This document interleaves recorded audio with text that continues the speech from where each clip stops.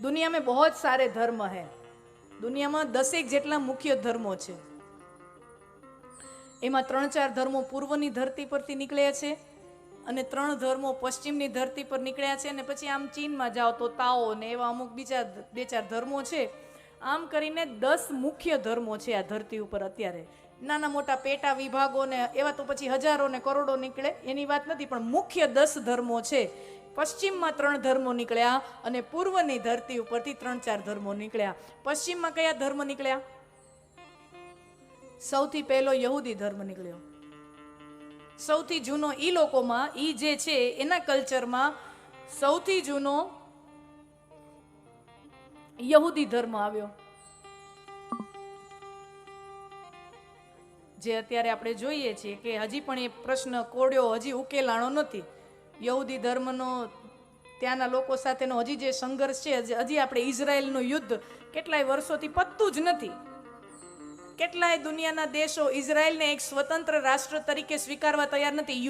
UN United Nations એમ કહે છે કે હા, Israel is a independent sovereign country, એમ કહે છે, યુએન સ્વીકાર કરે છે, પણ દુનિયાના 80 જેટલા દેશો એનો એક અલગ સ્વતંત્ર રાષ્ટ્ર તરીકે એમ કહે છે કે ના ના ના, એ તો છે જ નહીં।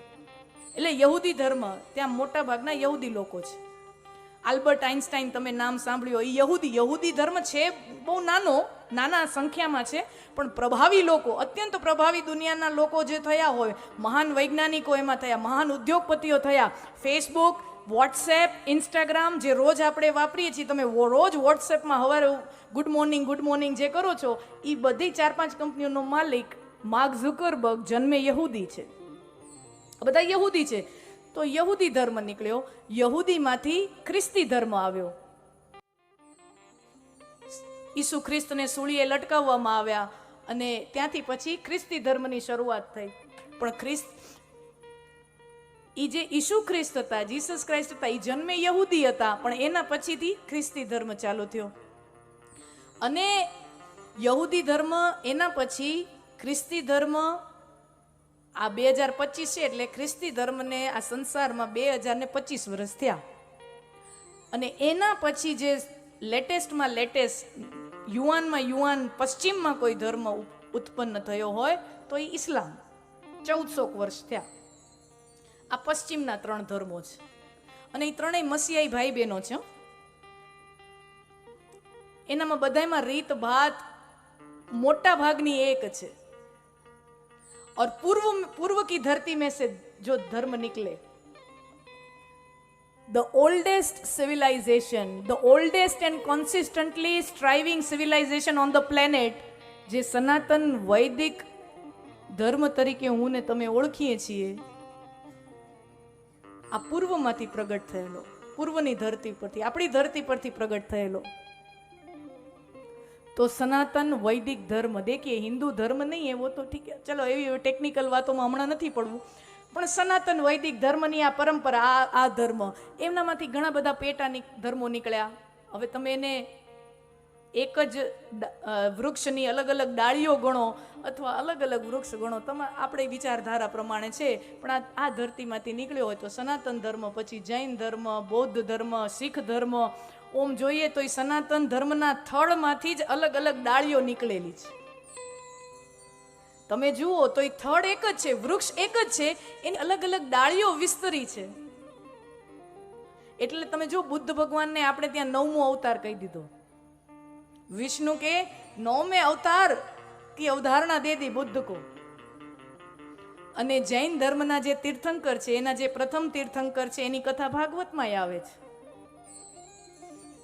જૈન ધર્મના જે પ્રથમ તીર્થંકર છે એની કથા ભાગવતજીમાં આવે છે। એમાં ઋષભદેવજી, નેમિનાજી, બધી કથા ભાગવતજીમાં આવે છે। તો ઈ આમ તમે જુઓ તો બહુ કનેક્શન ઇન્ટરલિંક્ડ જ છે।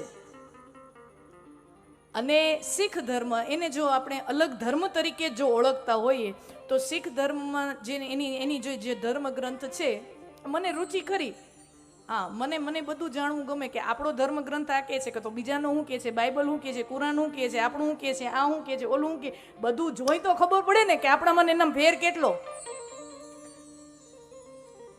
બધી સરખામણી તો થવી જોઈએ ને। પછી ખબર પડે કે નહીં નહીં નહીં, हमारा खजाना कितना विराट है, हमारा ज्ञान कितनी डेप्थ वाला, કેટલું ઊંડાઈ વાળું છે. બીજું જુઓ જ નહીં તો ખબર આપણી કિંમત ન થાય. કિંમત છે ને તમે બીજે જુઓ ને પછી ખબર થાય કે ના ના ના ના ના, આપણી પાસે છે ને અનમોલ ખજાનો છે. તો તમે ગુરુ ગ્રંથ સાહેબ તમે જુઓ કે શીખ ધર્મમાં કોઈ ભગવાન નથી હોતા, એને જે ધર્મ ગ્રંથ હોય એની જ પૂજા કરે. તો એ ધર્મ ગ્રંથમાં 2100 વાર રામ નામ આવે છે. રામ શબ્દ ગુરુ નાનકે 2100 વખત એ ગ્રંથમાં લખ્યો છે. कहने का तात्पर्य क्या कि तुम अगर तुम्हारी विचारधारा पे दृष्टि पे तुम उसको अलग धर्म मानते हो तो तुम्हारी मान्यता है, पर एनु मूळिયું जो कोई एक હોય, જે થડ છે, મૂળ છે, એ તો આ સનાતન વૈદિક વિચારધારામાંથી જ આ ફાંટાઓ નીકળ્યા છે. તો પૂર્વમાંથી આ 4-5 ધર્મો નીકળ્યા. ચીનમાં જાઓ તો તાઓ માઓ એવા અમુક ત્યાં ધર્મો છે, 10 ધર્મો છે. પણ આપણે ત્યાં આ પ્રશ્ન પૂછવાની જરૂર પડી. શું? હું વળી પાછી આવું. પ્રશ્ન ક્યાં થા કે સાંભળવા જેવો ઉત્તમ ગ્રંથ કયો જેનો એક શરણાગતિ લઈ લ્યો, બીજું કાંઈ જરૂર ન પડે. પ્રશ્ન શું કામ પ્રશ્ન અહીંયા થયો પૂછવો? क्योंकि दुनिया में अलग अलग बहुत धर्म है, लेकिन ये लोगों ने सुविधा घणी. समझो, દુનિયામાં બીજા લોકો છે ને ધર્મમાં, એ લોકોને સુવિધા બહુ છે કે ધર્મ એક તો ધર્મ ગ્રંથ એક, ધર્મ એક તો ધર્મ ગ્રંથ એક. મુસ્લિમને પૂછશો તો એની પાક કુરાન, એની એક જ કિતાબ છે, પછી બીજી કોઈ કિતાબ જ નથી, वो एक ही किताब है. ખ્રિસ્તીને પૂછો તો બોલેગા હોલી બાઇબલ, એક બાઇબલ ગ્રંથ છે, બીજું કાંઈ નથી. આપણે ત્યાં હાઈલા આવો.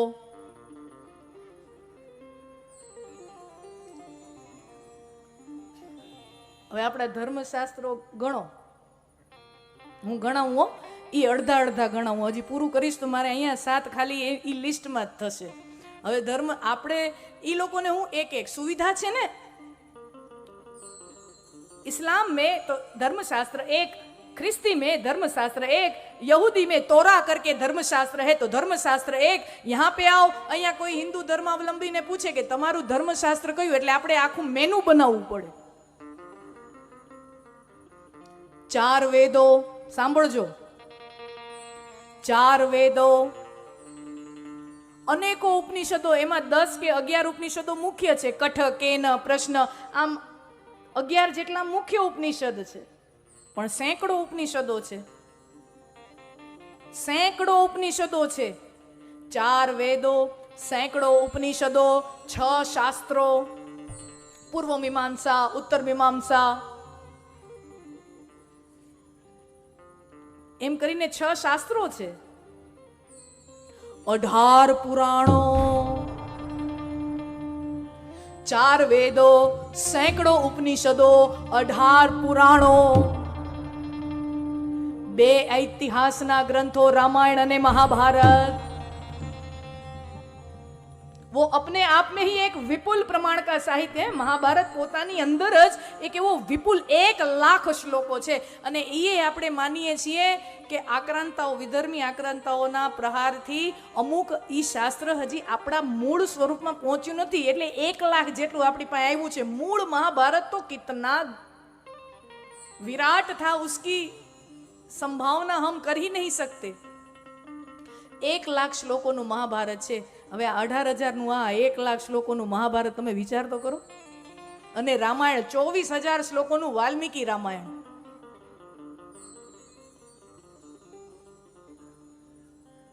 હવે તમે જુઓ, અને એમાં પછી ગીતાજીને તમે અલગ ગ્રંથ ગણો તો પછી ઈએ.